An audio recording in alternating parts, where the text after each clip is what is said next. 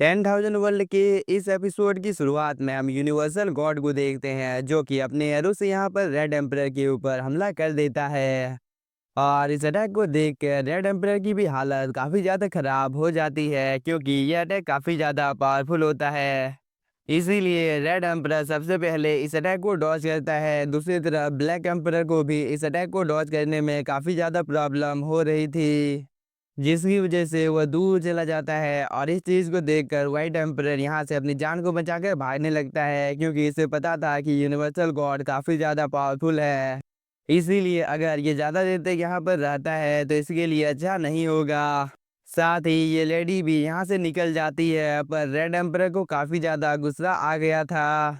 पर वो फिलहाल के लिए यहाँ पर अभी कुछ भी नहीं करता है और वो अपनी पावर को एक्टिवेट कर एक पोर्टल को ओपन कर लेता है जिसके अंदर में ये सभी कल्टीवेटर चले जाते हैं, जिसकी वजह से यूनिवर्सल गॉड को और भी ज़्यादा गुस्सा आ जाता है और वो बोलता है, अगर अगली बार तुम लोगों ने दोबारा से ऐसा करने की कोशिश की तो मैं तुम में से किसी को भी जिंदा नहीं छोड़ूंगा। यह बोलने के बाद यूनिवर्सल गॉड एक जगह से डिसअपेयर हो जाता है। तभी इस लेक के अंदर से एशियन केओस लोटस बाहर निकलकर आ जाता है, जिसके अंदर से काफ़ी ज़्यादा टेरिफाइंग एनर्जी बाहर निकल रही थी। और इस चीज़ के ऊपर जैसे ही थंडर ड्रैगन की नज़र पड़ती है तो वो लिंगफैंग को बोलता है, लिंगफैंग जितनी जल्दी हो सके तुम इस स्पिरिचुअल पील को हासिल कर लो। और इस बात को सुनकर लिंगफे और उसके साथी भी बाहर निकलकर आ जाते हैं ताकि ये सभी लोग जितनी जल्दी हो सके एशियन केओस लोटस को हासिल कर सके। पर तभी यहाँ पर एंट्री होती है रेड एम्परर की, जो कि किसी भी हाल में एशियन केओस लोटस को हासिल करना चाहता था। इसीलिए रेड एम्परर यहाँ पर अपनी पूरी पावर का यूज करने लगता है। साथ ही ब्लैक एम्परर, वाइट एम्परर और ये ड्रैगन भी इस जगह पर आ जाते हैं और ये तीनों भी एशियन केओस लोटस की ओर जाने की कोशिश करते हैं। पर तभी एशियन केओस लोटस इन सभी के ऊपर हमला करना शुरू कर देता है, जिसकी वजह से साउटियन दूर जाकर गिरता है। पर तभी साउटियन की नज़र एशियन केओस लोटस के एक पंखुड़ी के ऊपर पड़ जाती है, जिसे वो यहाँ पर पकड़ने की कोशिश करने लगता है। पर इसकी किस्मत काफ़ी ज़्यादा खराब होती है क्योंकि साउटियन जैसे ही इस पंखुड़ी को पकड़ने की कोशिश करता है तो ब्लैक एम्परर और रेड एम्परर इस जगह पर साउटियन को बहुत ही बुरी तरीके से मारते हैं, जिसकी वजह से साउटियन की हालत काफ़ी ज़्यादा खराब हो जाती है। पर वो अभी भी हार मानने को तैयार नहीं था क्योंकि एक पंखुड़ी का टुकड़ा इसके काफ़ी ज़्यादा नज़दीक आकर गिरता है। पर तभी यहाँ पर रेड एम्परर आ जाता है और वो बोलता है, ये पंखुड़ी का टुकड़ा मेरा है और तुम में से किसी ने भी अगर इस चीज़ को हासिल करने की कोशिश की तो मैं उन सभी को जान से मार डालूंगा। मगर तब तक काफ़ी ज़्यादा लेट हो गया था क्योंकि साउटियन ने इस पंखुड़ी के टुकड़े को खा लिया था और वो यहाँ पर रेड एम्परर को चिढ़ाने लगता है, जिसकी वजह से रेड एम्परर को काफ़ी ज़्यादा गुस्सा आ जाता है और वो अपने साथियों को साउटियन को पकड़ने का आदेश दे देता है। पर तभी ये कल्टीवेटर बोलता है, रेड एम्परर हम लोगों को एशियन केओस लोटस के अंदर से जो स्पिरिचुअल पील बाहर निकला है उसके ऊपर ध्यान देना चाहिए क्योंकि यह चीज़ काफ़ी ज़्यादा पावरफुल है। इस पर रेड एम्परर भी हाँ बोलकर अपने सभी साथियों को एशियन केओस लोटस के अंदर से जो पील बाहर निकला था उसे हासिल करने का आदेश दे देता है। इसके बाद ये सभी एम्परर एक एक कर एशियन केओस लोटस को हासिल करने की कोशिश करने लगते हैं, पर इन लोगों की किस्मत काफ़ी ज़्यादा खराब होती है क्योंकि तभी यहाँ पर थंडर ड्रैगन बाहर निकल कर आ जाता है, जो कि एक रोर कर इन सभी एम्परर को खुद से काफ़ी ज़्यादा दूर कर देता है। और इस मौके का फ़ायदा उठाकर थंडर ड्रैगन अपने पास से एशियन जेट बटरफ्लाई को बाहर निकाल लेता है। इसके बाद thunder dragon Asian chaos lotus को एब्जॉर्ब करना शुरू कर देता है, जिसे देखकर इन सभी एम्परर को काफ़ी ज़्यादा गुस्सा आ गया था। और खास कर रेड एम्परर तो बिना कोई टाइम जाए किए थंडर ड्रैगन के ऊपर हमला करने के लिए जाने लगता है। पर तभी इसके रास्ते को रोकने के लिए लिंगफेंग यहाँ पर आ जाता है और वो एक काफ़ी ज़्यादा पावरफुल अटैक रेड एम्परर के ऊपर कर देता है,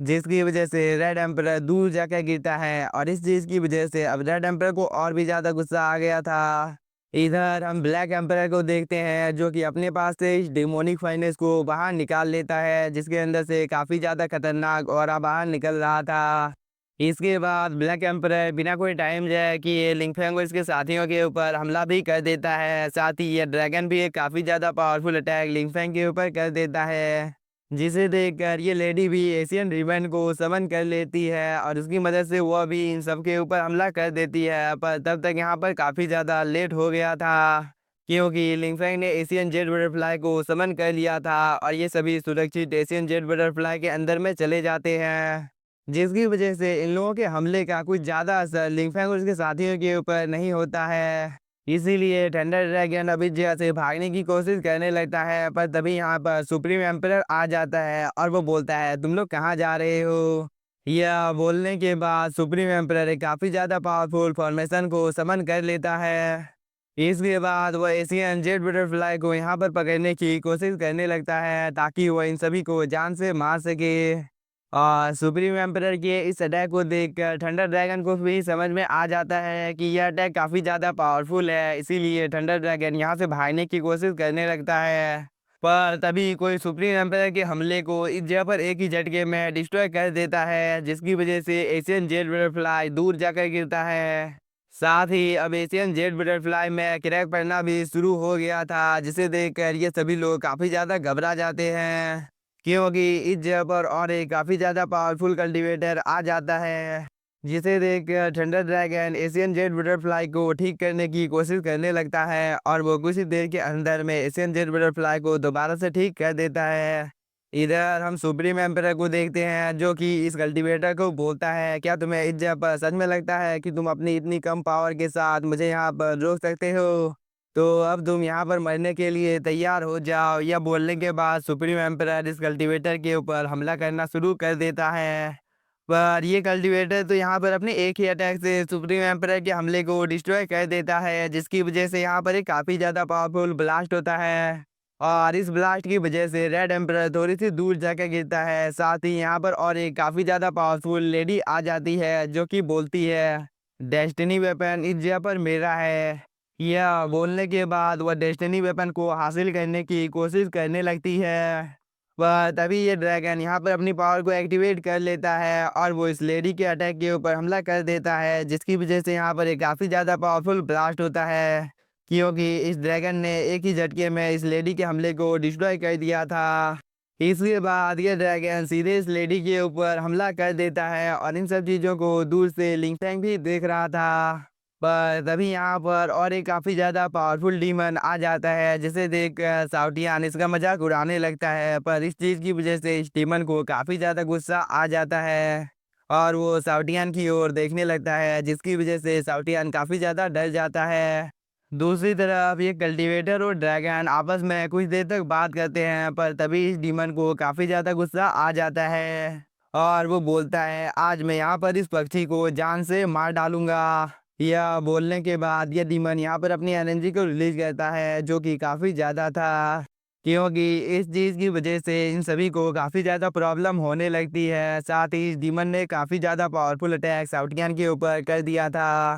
पर तभी ये फेरी बाहर निकल कर आ जाती है और वो अपनी वेपन की मदद से इस डीमन के अटैक को यहाँ पर रोकने की कोशिश करने लगती है, पर इस डीमन का अटैक काफ़ी ज़्यादा पावरफुल होता है, जिसकी वजह से साउटियन यहाँ पर काफ़ी ज़्यादा घबरा जाता है और वो बोलता है मैं काफ़ी ज़्यादा बेवकूफ़ हूँ, क्योंकि मैंने अपने ही पैरों के ऊपर कुल्हाड़ी मार ली है। इसीलिए मास्टर क्या आप यहाँ पर मेरी मदद कर सकते हैं। इस पर लिंगफैंग बोलता है साउटियान तुम्हें यहाँ पर चिंता करने की कोई भी ज़रूरत नहीं है, क्योंकि मेरे रहते यहाँ पर तुम्हें कोई भी मार नहीं सकता है। यह बोलने के बाद वह इस दूसरी फेरी को भी बाहर निकाल लेता है। दूसरी तरफ हम इस लेडी को देखते हैं जो कि इस डीमन का काफ़ी ज़्यादा मजाक उड़ाने लगती है, जिसकी वजह से इस डीमन को और भी ज़्यादा गुस्सा आ जाता है और वो अपनी पावर को और भी ज़्यादा यहाँ पर बढ़ाने लगता है, जिसकी वजह से अब इस फेरी की हालत यहाँ पर काफ़ी ज़्यादा ख़राब हो जाती है और वो थोड़ी सी इंजर्ड भी हो जाती है, क्योंकि अब इस डीमन की पावर धीरे धीरे काफ़ी ज़्यादा बढ़ने लगी थी और इस चीज़ को देखकर ये लेडी भी काफ़ी ज़्यादा शॉक हो जाती है,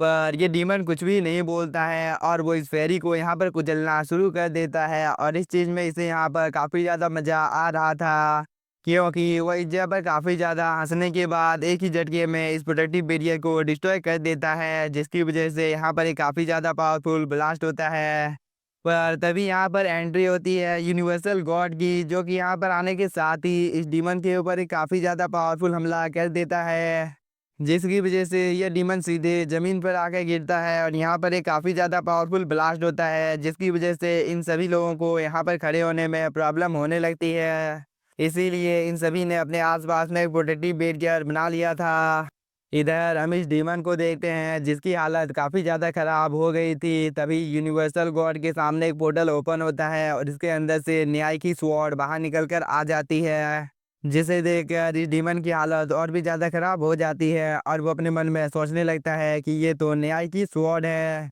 और ये आखिरकार इस जगह पर क्या कर रही है। दूसरी तरफ हम न्याय की स्वॉर्ड को देखते हैं जिसने अपनी पावर को एक्टिवेट कर लिया था। पर इसी के साथ हम लोगों का ये एपिसोड हो जाता है ख़त्म। तो अगर आप लोगों को एपिसोड पसंद आया होगा तो प्लीज़ आप लोग मुझे कमेंट करके बताइए। और मैं कुछ ही देर में मार्शल मास्टर के भी लेटेस्ट एपिसोड को अपलोड करने वाला हूँ, तो please support me. Thank you for watching.